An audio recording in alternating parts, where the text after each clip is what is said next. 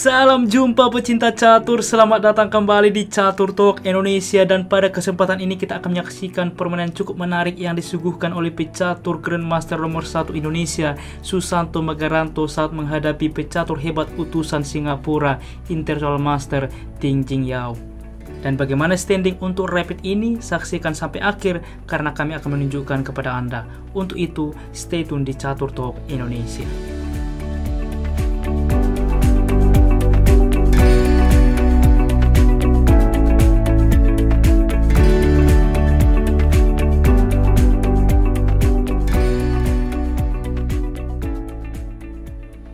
Baiklah teman-teman, di sini Susanto Magaranto memulangkah dengan pion ke D4, pion ke D5, dan percaya itu tidak dilanjutkan dengan gajah ke G5. Ia mempersiapkan Levitsky attack. Gajah ke F5 balasan dari hitam. Tetapi sebelumnya teman-teman, Levitsky attack yaitu jebakan untuk pemula apabila langsung terpancing H6 misalkan, maka gajah ke 4, G5, gajah ke G3, dan apabila F5 di sini kita dapat membalas E3 teman-teman. Dan apabila bersemangat F4, maka di sini ada menteri ke H5 skak. Lihat langkah ini. Raja ke D7, kita akan kuda ke F3 mengorbankan gajah. Apabila hitam begitu bersemangat memukul gajah misalkan, maka kuda ke E5 skak. Kemana raja melangkah? Ke D6, maka menteri akan hilang di forking. Tetapi kemanapun raja melangkah, menteri tetap akan hilang. Semisal ke E6, maka menteri ke F7 skak. Raja ke D6, menteri ke G6 skak. Apapun dibuat menutup, semisal pion, maka tetap kuda ke F7 skak, maka menteri juga akan tumbang teman-teman. Inilah bagaimana jebakan pada Levitsky attack. Kita kembali.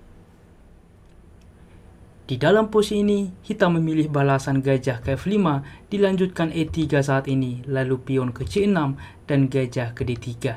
Menawarkan gajah, diterima hitam, menteri memukul kembali tentunya, kuda ke D7 aktif, kuda ke F3, juga mengaktifkan perwira, mempersiapkan rokade, kuda G ke F6, dan sesuai rencana rokade. Pion ke E6 mengaktifkan gajah ke depan mempersiapkan rokade, di sini C4 dari Susanto Magaranto. Gajah ke E7, kuda ke C3, rokade, dan benteng ke C1. Kita melihat teman-teman bagaimana juga putih akan mensentralisasi kedua benteng. Di sini benteng ke C8, begitupun dengan hitam. Benteng ke D1, benteng ke E8, lalu A3 saat ini. Mungkin ke depan mendorong pion ke B4.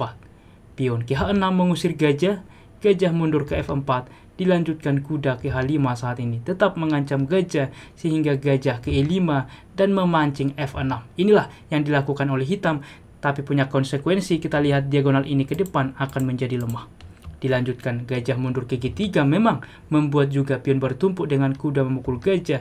Pion H menerima, lalu F5 teman-teman. Inilah yang coba di setup oleh Susanto Magaranto ke depan. Kita akan melihat dilanjutkan sesuai rencana B4, maka kuda ke F6. Pion C memukul pion D, walaupun pion melaju salah satu opsi memilih variasi tertutup. Di sini Susanto Magaranto memilih terbuka dengan pion memukul pion. Pion C memukul kembali, lalu menteri ke B5, di mana langsung mengancam pion sehingga benteng ke C7 dan kuda ke E5 saat ini menempatkan kuda di sentral. Gajah ke D6 langsung juga mengetek kuda. Di sini kuda ke D3 dan menteri ke E7. Menteri ke E7 selain juga menambah kontrol terhadap petak ini, juga membawa benteng ke depan menumpuk benteng di file C. Dilanjutkan kuda ke E2 dan benteng ke C8 sesuai rencana. Menteri ke 4 mengancam pion sehingga B6 membuka benteng melindungi pion. Benteng memukul benteng, benteng memukul kembali, lalu F3 teman-teman. Inilah yang sudah dirancang oleh Susanto Magaranto. Walaupun pion bertumpuk, selanjutnya kita lihat di sini mengontrol petak penting sehingga kuda tidak bisa aktif ke depan. Di sini juga membawa raja ke depan di mana pion-pion ini menjadi tameng. Menteri ke D8 dilanjutkan, maka raja ke F2. Kita melihat teman-teman bagaimana pion-pion di sekitar raja menjadi tameng bagi putih. Menteri ke C8 saat ini dan benteng ke C1 langsung menawarkan benteng sehingga benteng memukul benteng, kuda D memukul benteng, dilanjutkan dengan menteri ke C7. Tentu mensupport pion, kuda aktif ke D3 dan raja ke F7 saat ini. Kuda ke E5 skak menempatkan di sentral. Di posisi ini raja mundur salah satu opsi yang bisa dilakukan oleh hitam, tetapi hitam memilih dengan gajah memukul kuda. Tentu pion memukul, Gajah di sini mengancam kuda. Apakah pion ini bisa dimakan? Di sini kuda ke D7 dan ini pilihan terbaik.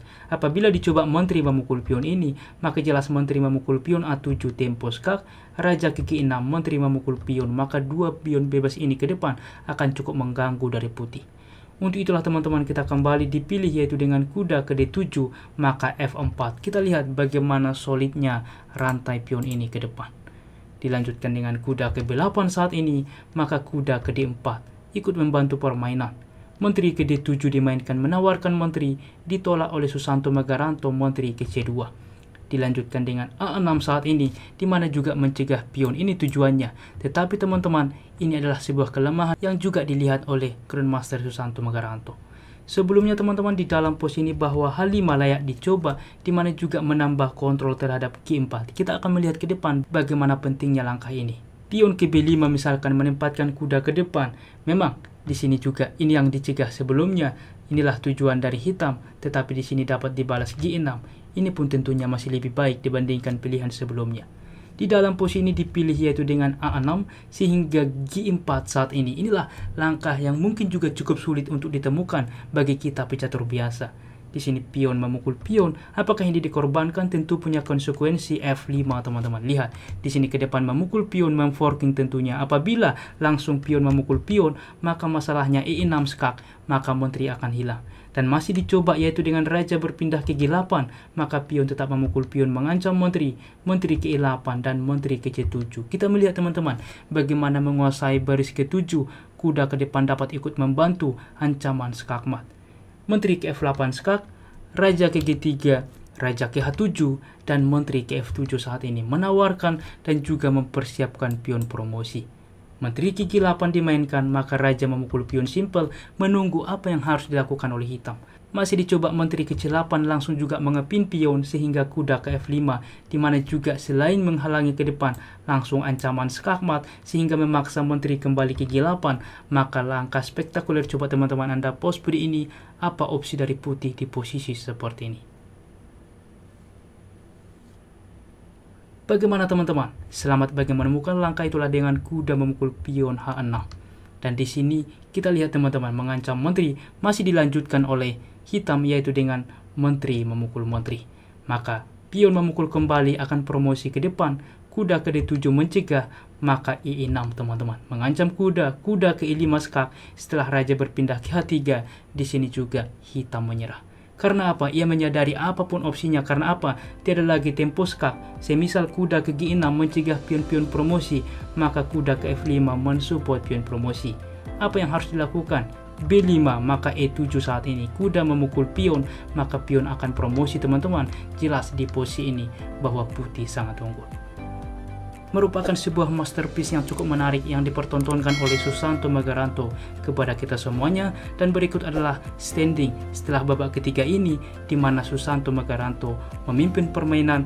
Juga tentunya 3 besar masih dipegang oleh Indonesia, diikuti oleh Ajaria Jodi Setiaki. Dan demikianlah permainan hari ini. Dan jika kawan-kawan suka dengan konten seperti ini, dukung kami dengan cara like, subscribe, dan juga share. Apabila ada saran ke depan, jangan ragu tuliskan di kolom komentar.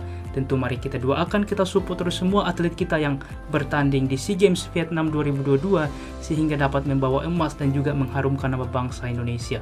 Salam Catur Talk Indonesia, sampai jumpa di video berikutnya. Keep sharing and keep loving. Bye-bye.